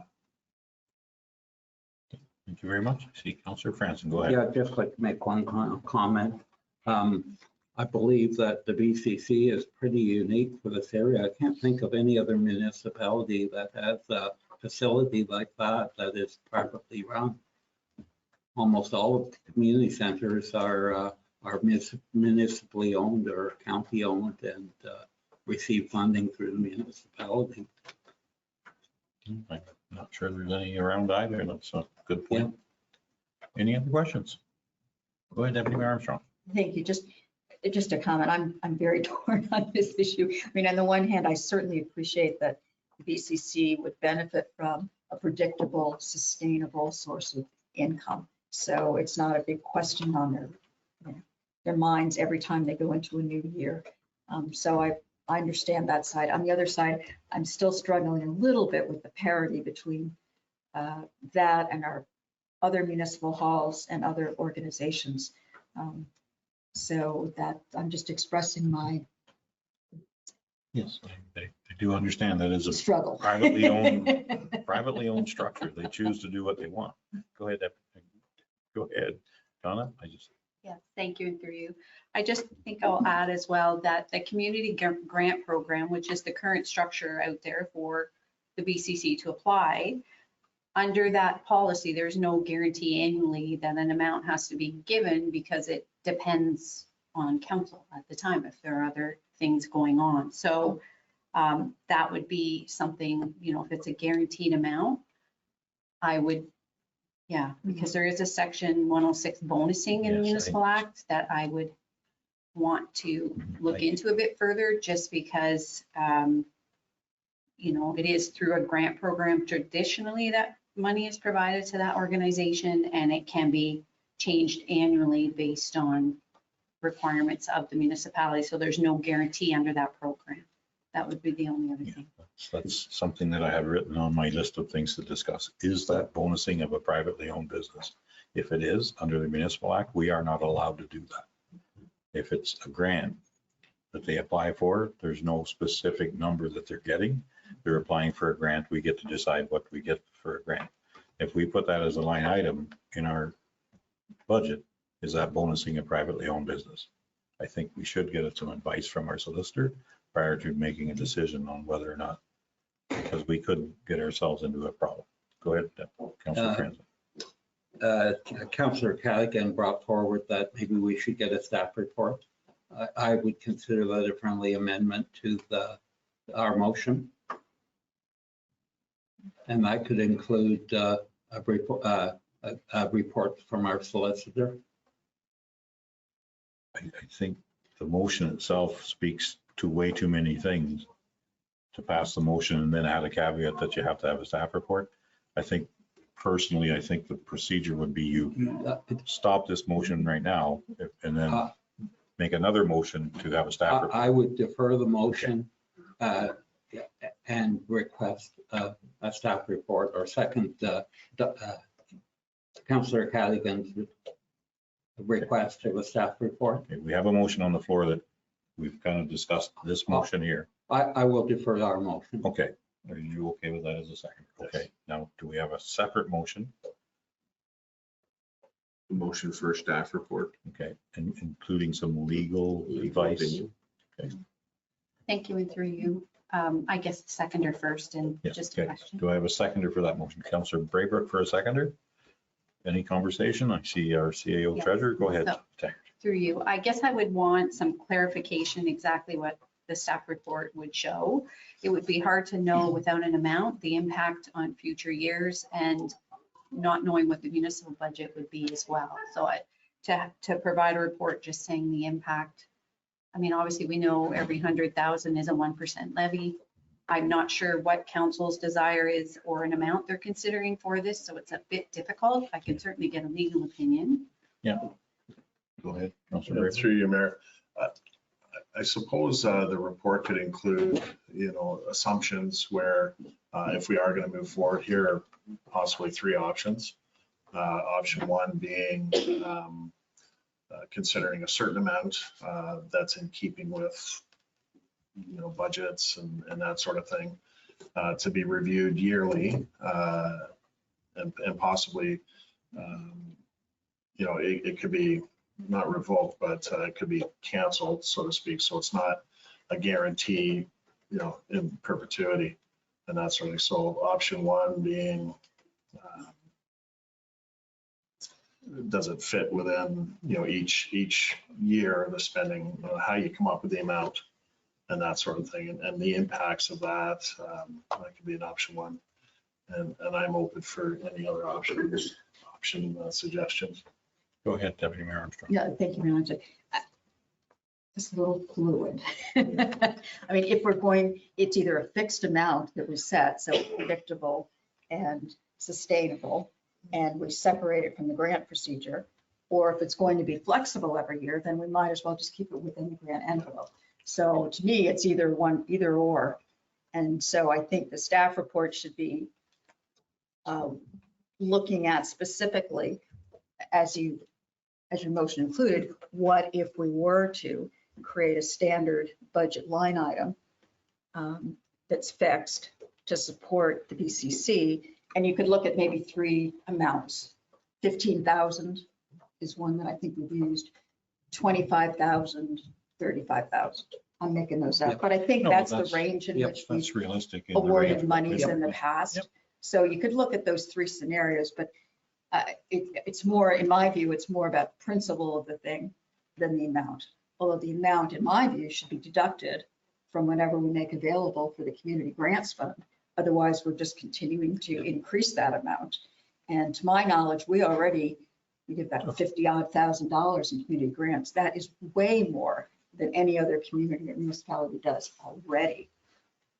I think it's needed. I think it's important. We recognize the contribution of our volunteer organizations, but it's a slippery slope and it's not a bottomless pit. So I think all of those things are considerations that need to go into the staff report. So to me, it's not even so much about the amount as it is, the principle of it and the impacts Yeah, go ahead. and the legality. Yeah, that's for me that I got. Go ahead, Councilor Baber. Thank you, through you, Mayor. Just a thought popped into my head. I guess nothing's guaranteed year to year, including the grant program. And I know, I think with Selwyn, I think their total is 5,000. And there could be 10 people vying for that 5,000 or a portion thereof. So I'm thinking if the municipality eventually decided, okay, we're gonna adopt that program, 5,000. I would still, at that time, if that were to happen, that may be the best time to bring a motion forward to put the BCC on a line item. But are we just, having insurance for the possible circumstance where, the grant program would be, disbanded or greatly reduced? I think we have a policy right now Yeah. that we give so many percent Mhm. of our budget. So I don't see that changing in the near future forever. And this is something that's outside of that, and I think it should, most of it, or if not all of it, should be taken out of that grant budget, because that's what this was all designed for. People apply for a grant, they get the grant. Whatever grant we decide as a council, we have a new policy to do that. We have forms we fill out, and we have a meeting to decide what we are going to agree upon. So I have no issues with this. Thinking about this, if it's legal, and that's the whole thing. I'm not sure that section 106 of our municipal act allows us to do this. Go ahead, Deputy Mayor Armstrong. Yeah, thank you, Mayor Lamstead. Good discussion as I continue to think about this. I rather like the idea that every year we would look at our not-for-profit service organizations, sort of include BCC in that. And looking at circumstances, we make a determination of where the greatest need is. It could be one year that community care has a tremendous increase in demand because our population has grown older, and they are. And so it's doubled in terms of the number of people that are coming to them for Meals on Wheels or transportation to their doctor or something. And we then have the opportunity to review that, discuss it, and because of that, decide to give them more money. So taking BCC out of the equation, I don't know that I'm entirely comfortable with that, because it's not needs-based, but it certainly is supporting those services in our community that, look after our population socially, medically, all of those things. And every year, if we have an opportunity to go through a grants approval process, we have a chance to look at the priorities and the needs and make those decisions. And it might be that one year, those demands are very high. And in my mind, they're sort of the highest priority People need to be fed, they need to have a house, they need transportation. And while socialization and programs and activities are very important, it's Maslow's hierarchy of needs. Okay, so I'm really confused. Do we have any motion on the floor? Any form? Okay, Sorry. so we have a motion, we've had conversation. Do we have an idea what the motion says? Thank you very much for that comment. I apologize. I would say that council directs staff to prepare a report which contains some legal advice on adding the BCC to a budget line item for the annual budget. Okay, I think that's probably all we need to do, really. Go ahead, Deputy. I would just say includes a legal opinion, because I think we want more than just a legal opinion. And you've got an idea of what we did ask for. I think we can continue on. You don't have any idea. Okay. So through you, yes, options for amounts, which once again is key when we don't know the amount of our levy increase or anything, but I can look and see maybe an average of what we've given over the past 3 years. I'm not, Yeah, I I don't know. think, I'll have to give it some thought. go ahead, Councillor Franz. I do agree with Carol's recommendation, 15, 25, 35. Have 3 options for council. If it's legal. So I think for me, job one is let's see if it's legal. If we Yeah. can do that, we can do that. We'll discuss it at a later Yeah. date. I think job one is check with the municipal act and see if we can actually do that without bonusing a privately owned business. Because I think you'll find that we can. Go ahead. Just a question. Is the BCC considered commercial? Through you, yes, they have commercial assessment. That's a silly question. No, it's not. It's just, Good one. it might not have been. You never know. Well, we need to pin down a motion. That's what we need to do. Anyone think it needs to be more than that motion that we just kind of read? With the staff report and a legal opinion. Was there staff report in that motion? Yeah. Okay, yeah, I think that's, Yeah, I think we've got it up and down, Okay. Mr. Mayor. okay. We have a motion, we have a seconder, we've had conversation. I think I can call for the vote.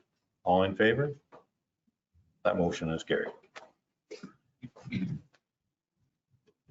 Now, we can move on, being as I'm lost now, to item 16 of our agenda, which is information items. Does anyone have any information items to share?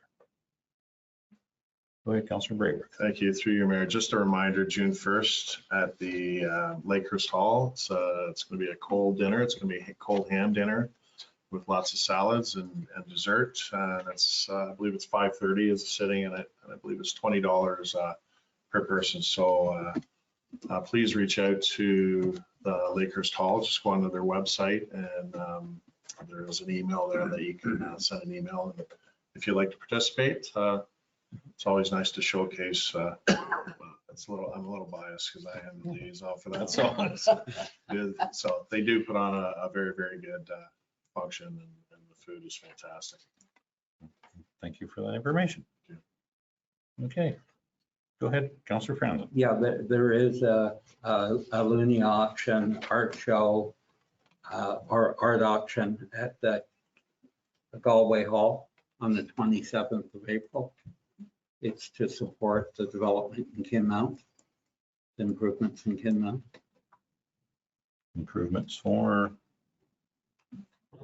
For the downtown core of Okay, Kinmount. okay. It's done by the development committee from Fourth Lakes, but they use the Galway Hall. Mhm. And they've been running this dinner for probably 25 or 30 years. okay, thank you very much. Any other information items? I'm seeing none. We can move on to item 17 of our agenda, which is our closed meeting. So I'm entertain a motion to go into closed for these reasons. We're going to go into closed for the Ontario Municipal Act Section 239(2) to discuss personal matters about an identifiable individual, including municipal or local board employees, CIO performance review, labor relations for employment negotiations, CIO performance review. I would entertain a motion for that. I see Councillor Cadigan for a mover and Councillor Franzen for a seconder. I will call for a vote. All in favor? That motion is carried. Could we have a short 5-minute bio, We please? certainly can, absolutely.